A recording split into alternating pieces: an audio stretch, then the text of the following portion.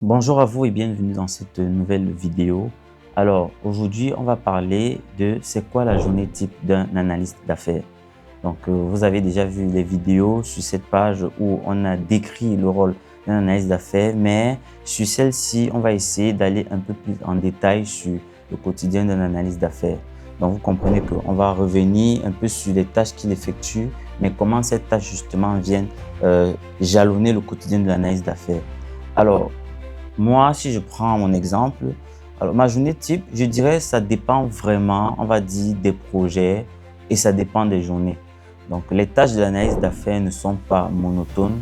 Tout dépend vraiment du type de projet et du moment où on se trouve dans le projet. Les tâches que l'analyse d'affaires effectue en début de projet ne sont pas les mêmes que les tâches que l'analyse d'affaires effectue pendant le projet ou alors en après-projet, c'est-à-dire que lorsque le produit a été livré en production. Alors, en début de projet, les tâches qui vont être les plus répétitives, ça va être des tâches comme les ateliers de collecte des besoins d'affaires. Le but de ces ateliers, c'est d'aller collecter les besoins d'affaires et de s'assurer que ces besoins d'affaires vont être alignés à l'objectif stratégique ou à l'objectif de l'organisation. Donc, durant ces ateliers, on interviewe les différentes parties prenantes. On pose des questions pour aller comprendre c'est quoi leurs besoins, quels sont les enjeux auxquels ils font face quotidiennement, quelles sont les problématiques auxquelles ils sont confrontés et on pose également des questions sur les processus. Donc, les ateliers sont souvent l'occasion d'aller comprendre les processus actuels. Donc, l'idée d'aller comprendre les processus actuels, c'est de comprendre de quelle manière le business est réalisé, comment ils effectuent leur activité, quelles sont les différentes étapes qui entrent en jeu dans la réalisation d'une tâche ou d'une activité. Et cela permet d'aller déceler quels sont les points ou bien les endroits du processus où il va falloir apporter des améliorations. Donc, c'est pour ça que l'une des tâches de l'analyse d'affaires aussi, c'est d'aller comprendre, documenter la situation actuelle, comprendre, documenter les processus actuels.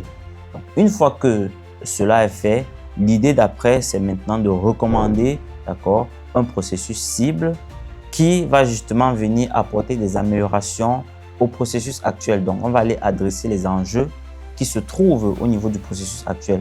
Alors, ce n'est pas l'analyse d'affaires seule de le faire. Donc, généralement, ce sont des rencontres que je vais également animer avec le responsable de produit, donc le product owner, et d'autres parties prenantes justement pour réfléchir ensemble sur les enjeux qu'il faut adresser et quels sont les éléments qu'on peut enlever ou bien ajouter sur un processus pour que le processus rapporte davantage de valeur. Alors, une autre tâche que l'analyse d'affaires effectue, c'est la documentation justement de tous les processus que je viens de citer. Alors, quand les ateliers de collecte des besoins sont effectués, l'analyse d'affaires doit se retirer pour justement établir un registre des besoins d'affaires qu'il a eu à collecter. Donc, et avec ce registre des besoins d'affaires, il va être capable de décliner un registre des exigences fonctionnelles qui vont porter sur ce que la solution doit faire pour pouvoir adresser les besoins d'affaires. Il y aura d'autres vidéos que nous allons effectuer qui vont porter sur la différence entre le besoin d'affaires et l'exigence fonctionnelle. Donc, une fois que ce registre-là est établi, il y a d'autres réunions de validation qu'on effectue avec les mêmes parties prenantes pour s'assurer que le registre des besoins d'affaires est effectivement le reflet des besoins qui ont été collectés lors des différents ateliers de collecte des besoins d'affaires. Et après ça, le travail ne s'arrête pas là. Je travaille également en étroite collaboration avec les équipes TI pour justement apporter de la clarté et de la précision par rapport aux exigences fonctionnelles et aux besoins d'affaires que je leur ai transmis. Si jamais il y a des questions, si jamais il y a des précisions à apporter au niveau de ces éléments-là, moi, en tant qu'analyste d'affaires, je dois justement être à leur disposition comme un support justement pour qu'ils puissent avoir une bonne compréhension des besoins d'affaires et des exigences fonctionnelles pour être sûr que la solution qui va être développée, qu'elle réponde justement aux enjeux qui ont été soulevés par les gens d'affaires. À la suite de cela, l'analyse d'affaires a également pour rôle de s'assurer que la solution développée, qu'elle soit alignée avec les besoins et les objectifs d'affaires. Il ne suffit pas juste d'envoyer les besoins d'affaires aux équipes TI, ils développent et puis le travail s'arrête là. Non, il faut un autre travail de vérification et de validation en aval pour s'assurer que la solution qui a été produite, la solution qui a été développée, qu'elle correspond bien à ce qui est attendu au niveau du client. Et en tant qu'analyste d'affaires intermédiaire entre les gens d'affaires et les équipes TI, c'est un rôle que je joue également au quotidien. L'analyse d'affaires aussi joue un rôle, donc ça arrive, j'ai des projets sur lesquels je travaille où je joue quand même aussi un rôle de, comment dire, diplomatie, je fais un peu de diplomatie.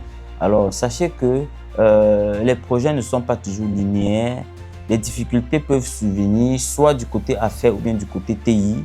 En tant qu'analyste d'affaires, il faut être à l'écoute des deux parties.